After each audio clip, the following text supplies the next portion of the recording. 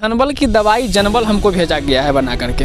क्या लगता है कि अविनाश तिरंगा कहाँ तक इसको भेज पाएंगे? कहाँ जनबल है, कहाँ धनबल है, कुछ नहीं है, सब हवा हवाई है। कुछ मैनेजमेंट है, ये लोग कर रहा है, उससे कुछ नहीं होता है। रेट तो खुलता है ना जनप्रतिनिधि? रेट जिसने खोला है वो समझेगा, जो दे रहा है। अगर जनप्रतिनिधि नए जनता ने चुना है नया साम्राज्य बनाने के लिए और वो जाकर बिक रहे होंगे तो उनका अपना ईमान, अपना धर्म है, उसको ना मैं रोक सकता हूँ ना आप रोक सकते हैं और ना प्रशासन रोक सकता है। प्रशासन को भी सबूत चाहिए, जो सबूत नहीं है किसी के पास। बाजार में बात है, जनता भी समझ रही है कि मैंने जिस प्रतिनिधि को चुना है वो बिक गया। का वोट, सभी समाज के जनप्रतिनिधियों का वोट अविनाश तिरंगा को क्यों पड़े? समाज के लिए जीते हैं, समाज के लिए काम करते हैं। जातीय लेवल मुझ पर नहीं लगा हुआ है। मैं लगातार काम मुजफ्फरपुर में कर रहा हूँ। एमएलसी चुनाव प्रकरण में अगर मुजफ्फरपुर की बात की जाए तो कहीं ना कहीं आरजेडी के तरफ से शंभू सिंह का नाम आउट हो चुका हुआ है और माना जा रहा है कि जनता दल यूनाइटेड की तरफ से दिनेश प्रसाद सिंह आएंगे।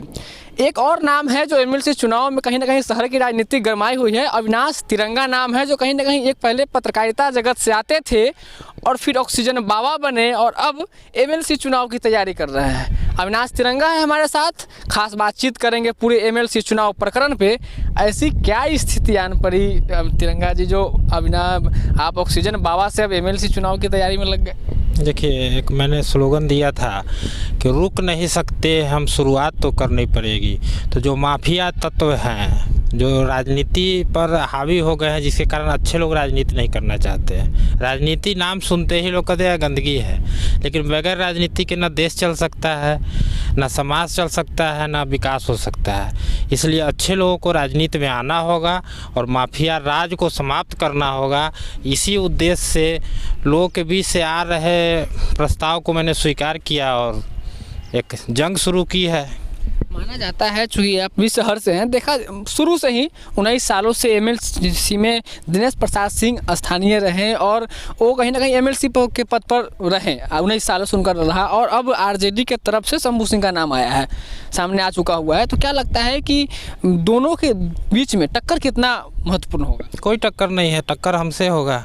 टक्कर कहाँ है? एक तरफ माफिया और एक तरफ क्या कहते हैं उसको, भ्रष्टाचारी। तो दो लोग जहाँ लड़ रहे हैं तो जनता तो कहीं ना कहीं सोचने पर विचार करेगी ही। और जो प्रतिनिधि आए हैं चुनकर, 85% प्रतिनिधि पुराने हार चुके हैं और नए लोगों को जनता ने इसलिए लाया है कि वह जनता का विकास करेंगे, माफिया और भ्रष्टाचारी का विकास नहीं करेंगे। इसलिए वो सब बात नहीं है, लड़ाई हमसे है और हमसे ही किसी को लड़ना होगा। मैंने ग्राउंड लेवल पर काम किया है, मैं लगाऊंगा और लगातार हवा बनाने से और पार्टी के समर्थन को साथ घुमाने से वोट नहीं मिलता है। कहीं से अगर हम टिकट लेके आ गए हैं या समर्थन ले लिए, वो ले लिए, मुझे नहीं पता है। कहीं ना कहीं एक तरफ जिला परिषद में दिनेश प्रसाद सिंह का दबदबा रहा है, शुरू से जिला परिषद के अध्यक्ष उपाध्यक्ष उनके अनुसार बनता रहा है। अब शंभू सिंह कह रहे हैं कि धनबल की दवाई जनबल हमको भेजा गया है बना करके। क्या लगता है कि अविनाश तिरंगा कहाँ तक इसको भेज पाएंगे? कहाँ जनबल है, कहाँ धनबल है, कुछ नहीं है, सब हवा हवाई है। कुछ मैनेजमेंट है, ये लोग कर रहा है, उससे कुछ नहीं होता है। रेट तो खुलता है ना जनप्रतिनिधि? रेट जिसने खोला है वो समझेगा, जो दे रहा है। अगर जनप्रतिनिधि नए जनता ने चुना है नया साम्राज्य बनाने के लिए और वो जाकर बिक रहे होंगे तो उनका अपना ईमान, अपना धर्म है, उसको ना मैं रोक सकता हूँ ना आप रोक सकते हैं और ना प्रशासन रोक सकता है। प्रशासन को भी सबूत चाहिए, जो सबूत नहीं है किसी के पास। बाजार में बात है, जनता भी समझ रही है कि मैंने जिस प्रतिनिधि को चुना है वो बिक गया और वह वोट देगा, वह प्रमाणित हो जाएगा कि वह बिका हुआ था। 5 साल फिर रहेगा, फिर 5 साल के बाद कोई और आएगा, वह चुनाव लड़ा है, जीता है विकास के लिए और अब आज बिकने के लिए तैयार है। तो 6503 अविनाश जी कहीं ना कहीं माना जाता है, 6503 वोटर हैं आपके एमएलसी में और कहाँ तक कितना समर्थन अभी तक अविनाश तिरंगा को मिल पाया? देखिए, मैं वार्ड सदस्यों की लड़ाई लड़ रहा हूँ, वार्ड सदस्य मेरे साथ हैं, उनकी संख्या ज़्यादा है। मुखिया जी हों, समिति हों, आपको जिला पार्षद हों, इन लोगों की संख्या कम है, सबका वोट बराबर है। तो वार्ड सदस्यों की 90% संख्या मेरे साथ है और ये लोग जो हैं बड़े लोगों के नेता हैं, जिला पार्षद के नेता हैं, मुखिया जी के नेता हैं। मुखिया जी को जैसा सुनने में आ रहा है पैसा दे दिए कि तो आपके पंचायत का जो है 15 वार्ड सदस्य 14 वार्ड सदस्य मेरा, आप उसको पैसा दे दिए, खरीद लिए तो अच्छी बात है, वोट भी ले लेंगे, जीतेंगे भी। वो तो समय बताएगा, जब चुनाव आयोग चुनाव की घोषणा करेगी, मतदान होगा, तो निर्णय प्रतिनिधि को प्रतिनिधि चुनना है, जनता को चुनना नहीं है। जनता ने तो चुन दिया, तो देखते हैं कहाँ तक जनता का दबाव होता है और प्रतिनिधि किसके पक्ष में जाते हैं, माफिया के पक्ष में जाते हैं कि भ्रष्टाचारी के पक्ष में जाते हैं, या मेरे साथ खड़े रहते हैं। वो परिणाम तो चुनाव आयोग के घोषणा के बाद आ ही जाएगा। लोग कह रहे हैं और ऐसा खबर भी है कि सर्टिफिकेट तो जब्त हो गया हुआ है। जब्त हो गया है तो अभी तो जिसने अनपढ़ का जो मामला होता है, तो आपने जो नॉमिनेशन किया पंचायत चुनाव में, तो उसमें एक शपथ पत्र दिया है कि मैं साक्षर हूँ, मैं 8वां पास हूँ, मैं 3रा पास हूँ, मैं मैट्रिक पास हूँ, जो भी दिया है उस आधार पर आई कार्ड बन रहा है, वोटिंग होगा। उस सर्टिफिकेट से क्या होता है? अंतरात्मा की आवाज़ से वोट देना है, सर्टिफिकेट से वोट नहीं दिया जाता है। वहाँ पे जाएगा अंदर में, तो जो निरक्षर होगा उसके साथ ही ना कोई डम्मी आदमी जाएगा उसको देखने के लिए, दबाव देने के लिए। और 10,000 20,000 में अगर अपना ईमान कोई बेच लेगा तो यही बात तो शंभू सिंह भी कह रहे हैं कि अंतरात्मा की आवाज़ पे हमको लोग वोट देंगे। शंभू सिंह को मैं नहीं जानता कौन है, आरजेडी के उम्मीदवार हो सकते हैं, मेरे पास अभी तक इस तरह की कोई सूचना नहीं है। तो क्या एक बहुत महत्वपूर्ण सवाल होगा कि वैसे जनप्रतिनिधि, चूँकि कहीं ना कहीं राजनीतिक में भी पार्टी हो या स्थानीय जो उम्मीदवार हो, जातीय ध्रुवीकरण बहुत होता है। एक तरफ कहीं ना कहीं कहते हैं कि हम फलाने कैटेगरी के हैं, तो हम फलाने कैटेगरी के हैं। आखिर जनप्रतिनिधि जो जीतते हैं तो सभी समाज के लोग उनको वोट देते हैं, तो कोई जनप्रतिनिधि बनता है। लेकिन सभी समाज का लोगों का वोट, सभी समाज के जनप्रतिनिधियों का वोट अविनाश तिरंगा को ही क्यों पड़े? समाज के लिए जीते हैं, समाज के लिए काम करते हैं, जातीय लेवल मुझ पर नहीं लगा हुआ है। मैं लगातार काम मुजफ्फरपुर में कर रहा हूँ। मैं जाति देखकर किसी को मदद नहीं किया हूँ, किसी के लिए काम नहीं करता हूँ, और कोई माफियागिरी नहीं करता हूँ, कोई भ्रष्टाचारी काम नहीं करता हूँ। तो लोगों को भी अंदाज है, जातीय समीकरण बहुत बड़ा बात नहीं है, वो होता है। राजनीति करने वाले विशेष जानते होंगे, मैं राजनीति करता नहीं हूँ, इसलिए मुझे उसका विशेष ज्ञान नहीं है। लेकिन मैंने हर समाज के साथ मिलकर काम किया है और सभी समाज का वोट मुझे आएगा। मैं अपने आप को समाज का व्यक्ति मानता हूँ, जाति का व्यक्ति नहीं मानता हूँ। मैं जाति के नेताओं के साथ नहीं घूमता हूँ। मानते हैं कि एमएलसी चुनाव में रुपया का खेला चलता है? हाँ, एकदम चल रहा है, बाजार तो यही कहता है। रेट उट फुला हुआ है क्या? अब तो ये तो बताएंगे, ये क्या कहते हैं, जो कैंडिडेट घूम रहे हैं बांट रहे हैं, उनके एजेंट लोग बताएंगे। अच्छा, एजेंट भी मतलब कि पैसा ब्रोकर से पहुंचता है? ब्रोकर वही जो उनके सिपाह सलार लोग हैं। अच्छा। वो उस एरिया के ठेकेदार हैं, उस पंचायत के ठेकेदार हैं, उस पंचायत के प्रतिनिधि हैं कि भाई 10 गो आपके जिम्मे है, इसको खरीद लीजिए, बेच दीजिए। यहाँ आदमी बिक रहा है, इंसान बिक रहा है। आरजेडी का एमवाई समीकरण कितना शंभू सिंह को मदद कर पाएगा, आप क्या सोचते हैं? कोई समीकरण नहीं है। एमवाई समीकरण क्या होता है? कोई समीकरण नहीं है। समीकरण जनता बदल गई है। माफिया जो है, अभी इधर जो इन दिनों जो चुनाव हुआ है विधानसभा लोकसभा का, उसमें किसी माफिया को जीतते हुए आपने देखा है किसी दल से? सारे माफिया का सुपड़ा साफ हो चुका है। अब ये सब भ्रम में ना रहे हैं कि माफिया को हम टिकट दे दिए, हम बहुत बड़ी पार्टी हैं, विपक्ष में है, पक्ष में, उससे कोई मतलब नहीं है। जनता सही आदमी को ही चुनाव करती है, और सही आदमी कौन है वो जनता का निर्णय है। माफिया इधर आने वाले जितने भी चुनाव हुए हैं उसमें कोई माफिया, बड़े बड़े माफिया थे अपने बिहार में, सभी चुनाव हार चुके हैं, सभी अपने अपने घर में वापस आ चुके हैं। इसलिए माफिया का कहीं राज नहीं है। और जो लोग माफिया को उतार के समझ रहे हैं कि मैं बाहुबली हूँ, तो जनता फिर उनको उसी हाल में भेज देगी जो आज से 10 साल 20 साल पहले जो हुआ था, वही दशा फिर होगा। 19 साल कहीं ना कहीं 1 साल बढ़ा है कार्यकाल, 6 साल का इस बार कोरोना को लेकर चुनाव नहीं हुआ। 19 साल में मुजफ्फरपुर में एमएलसी फंड से कितना विकास हो पाया? कोई लूट रहा था, जितना हो सके लूट लो। जिस माध्यम से लूटना है, हर जगह लूट है, और उस पर जांच भी हो रही है। सरकार में घुस के, सत्ता के साथ जुड़ के उसको मैनेज किया गया है। जिस दिन सत्ता से बेदखल होंगे उस दिन फिर वही जांच होगी, वही कार्रवाई होगी। लेकिन जब तक मैनेज कर रहे हैं। सत्ता माननीय बिहार सरकार के जो मुखिया हैं वो बचा रहे हैं। कहते हैं कि मैं सुशासन चला रहा हूँ और लूट तंत्र को बढ़ावा दे रहे हैं। गायघाट जब विधानसभा चुनाव था तो चूंकि दिनेश प्रसाद सिंह पर सवाल है, जब गायघाट में विधायक का चुनाव था तो उस समय इनकी बेटी यहाँ से वहाँ से चुनाव लड़ी थी। अब जो है सो वहाँ से वो जो जदयू के उम्मीदवार थे महेश्वरी प्रसाद यादव, अब कह रहे हैं कि अगर इनको जदयू टिकट दे दिया तो हम लोग पार्टी छोड़ देंगे। उससे हमको क्या लेना देना है? क्या सोचते हैं आप इस पर? खुद पार्टी में ही जो है सो जदयू से मुझे कोई लेना देना नहीं है। मैं तो चुनाव लड़ने आया हूँ निर्दलीय। मेरे पास कई तरह का प्रस्ताव भी है, कैंडिडेट घोषणा करने की भी बात है, लेकिन मुझे किसी दल का नहीं होकर रहना है। मैं जनता का सेवक हूँ। मैं कोशिश करता हूँ कि कुछ काम जनता के लिए करता रहूँ और एक शुरुआत करनी चाहिए किसी न किसी को माफिया राज के विरुद्ध, भ्रष्टाचारियों के विरुद्ध। वह मैंने एक शुरुआत की है, अंजाम जनता को देना है। मुझे अंजाम की चिंता नहीं है। क्या रोड मैप होगा अगर एमएलसी बन जाते हैं तो? कुछ तो रोड मैप होगा ना कि हाँ इस चीज़ में काम करना है, इस तरह से कुछ रोड मैप। देखिए, स्मार्ट गांव मेरा विज़न है, क्योंकि भारत की आत्मा जो है गांव में बसती है और कोरोना काल ने यह दिखा दिया है कि गांव ही अंतिम सहारा है।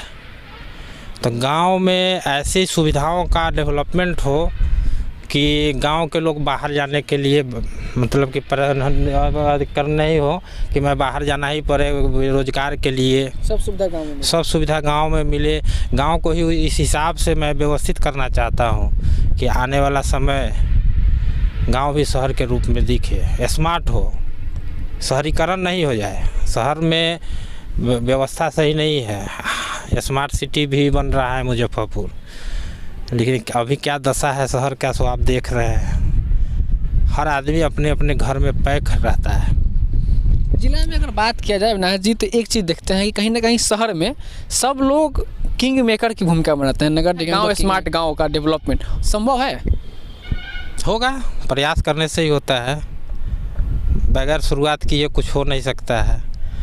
अभी इतना बड़ा महामारी हुआ कोरोना, शुरुआत हुई, लोग सजग हुए तो भी भीड़ घूम रही थी, लेकिन उस बीमारी का इलाज हुआ ना। अब तो मानते हैं कि तीसरे लहर में बहुत कम क्षति हुई और आने वाले समय में वो दूर हो जाएगी। कोरोना से हम लोग जंग जीत चुके हैं। उसी तरह हर समस्या का समाधान है, किसी न किसी को खड़ा होना होगा और उसके बाद उस समस्या का समाधान भी होगा और जो भी हमारा लक्ष्य है वह पूरा होगा। और मैंने आज तक जो भी कार्य किया है उसको पूरा करके दिखाया है। मैं घोषणा इस तरह फिजडी नहीं करता हूँ। मैं जो बोलता हूँ उतना करके कोशिश करता हूँ कि दिखाऊँ। यही मेरा एक विश्वसनीयता है जिसके कारण लोग मुझसे जुड़ते हैं, मेरी एक आवाज़ पर मेरे साथ खड़े होते हैं। मैं हुड़दंग नहीं करता हूँ, किसी की बदौलत, किसी के बल को लेकर मैं नहीं चलता हूँ। मैं अपने बदौलत, अपने साथियों के बदौलत चलता हूँ। मानते हैं कि एमएलसी चुनाव में लड़ाई बड़ा टसल वाला है? कोई टसल नहीं है, वो सिर्फ वो हवा है बॉडीगार्ड लेने का। हम कहाँ तो इसी तरह घूम रहे हैं। अच्छा, मतलब बॉडीगार्ड लेने का सब? हाँ, सब हवा पानी है। सायरन वाला गाड़ी चाहिए, बॉडीगार्ड चाहिए, थोड़ा सा दिखना चाहिए कि भाई हम जलवा में हैं, बस यही है। गृह विभाग अविनाश जी एक लेटर जारी किया जिला प्रशासन को, कहा कि मुजफ्फरपुर में एमएलसी चुनाव में विधि व्यवस्था बिगड़ सकता है। माफिया राज कायम है तो कुछ हो सकता है। अब जो सरकार वर्तमान में है वो सक्षम नहीं है, रोज़ अपराध बढ़ रहा है। कभी व्यापारी को गोली मार देता है, कभी कहीं कुछ कर देता है। 4 दिन के बाद आप डिटेक्ट करते हैं, क्या करते हैं तो प्रशासन समझे क्या सच्चाई है। लेकिन जब इस तरह का है तो सरकार को ध्यान रखना चाहिए। और गृह विभाग को विशेष शाखा का काम ही है कि पहले से अपना एक रिपोर्टिंग कर देना, जिसके कारण कि कल कोई आरोप मेरे पर आए तो उसके लिए हम प्रिपेयर्ड रहें। मैं भी पत्रकारिता से जुड़ा रहा हूँ, क्राइम मेरा बीट था। मैं जानता हूँ कि पुलिस किस हिसाब से चलती है और अपने सुरक्षा के लिए क्या क्या कदम उठा सकती है। विशेष शाखा की भी रिपोर्टिंग मैंने किया, तो मैं जानता हूँ ये सब कोई बड़ी बात नहीं है। उसको बिंदुवार तरीके से वो आखिरी पौधान तक पहुँच पाएगा। सारा रोड मैप मेरा तैयार है। मैं उस आधार पर काम भी इधर स्लो चल रहा था। मैं गांव-गांव में, प्रखंड में जाकर ग्रामीण महोत्सव करता हूं, वहां की विलुप्त होती संस्कृति को जागृत करता हूं और लोगों को जोड़ना मेरा उद्देश्य है। मैं तोड़ने में विश्वास नहीं रखता हूँ। जो मेरे साथ है उनको भी जोड़ता हूँ, जो नहीं है मेरा प्रयास रहता है कि अगली बार वो मेरे साथ ज़रूर जुड़े। यह प्रयास नहीं रहता है कि इनको छोड़ो उसको तोड़ो, यह काम मैं नहीं करता। निवर्तमान एमएलसी दिनेश प्रसाद सिंह अब इन दिनों जो है सो जनप्रतिनिधियों को सम्मानित करने में कुछ दिन समय व्यतीत किया है, तो कहीं ना कहीं जो शंभू सिंह है वो भी आरोप लगाए।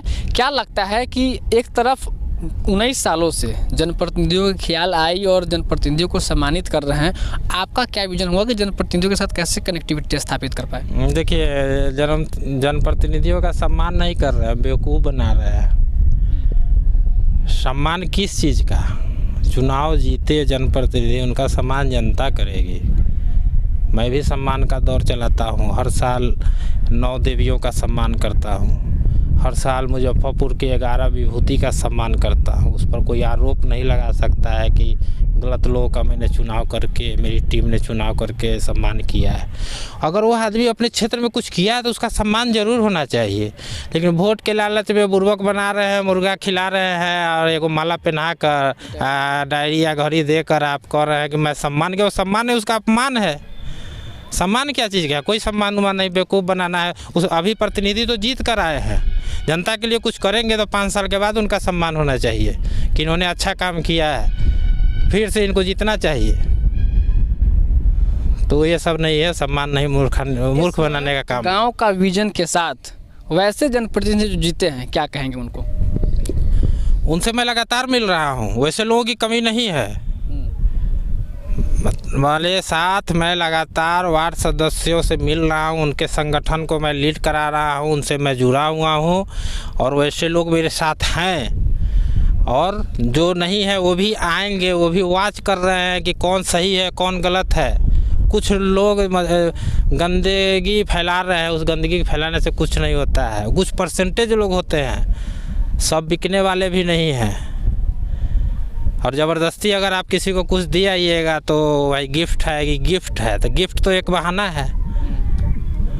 तो वोट लेना है तो गिफ्ट तो भाई अभी आप मुजफ्फरपुर भगवानपुर गोलम में खड़ा हो जाइए, कहिए कि गिफ्ट दे रहा हूँ, तो कोई छोड़ेगा थोड़े, ले ही लेगा। चलिए, तो अविनाश तिरंगा को सुन रहे थे। एमएलसी में इस बार उम्मीदवारी देंगे मुजफ्फरपुर से। इन्होंने कहा कि स्मार्ट सिटी तो बहुत देखा, अब स्मार्ट गांव की बनने की उपेक्षा है हमारी। और दूसरी चीज़, 2 चीज़ उन्होंने कहा कि एक तरफ कहीं ना कहीं बाहुबली और एक तरफ भ्रष्टाचारी। सीधे सीधे आरोप निवर्तमान एमएलसी और आरजेडी के जो उम्मीदवार हैं उन पर उन्होंने लगाया। कहा कि बाहुबली का दौर बिहार से चला गया, अब जो है अच्छे लोगों का चुनाव पब्लिक करेगी। और मैं लगभग सभी वार्डों मेंबर के संपर्क में हूं। और इन्होंने एक चीज़ और भी बताई कि हमारी जीत लगभग सुनिश्चित है, लड़ाई किसी से होगी तो अविनाश तिरंगा का ही नाम आएगा।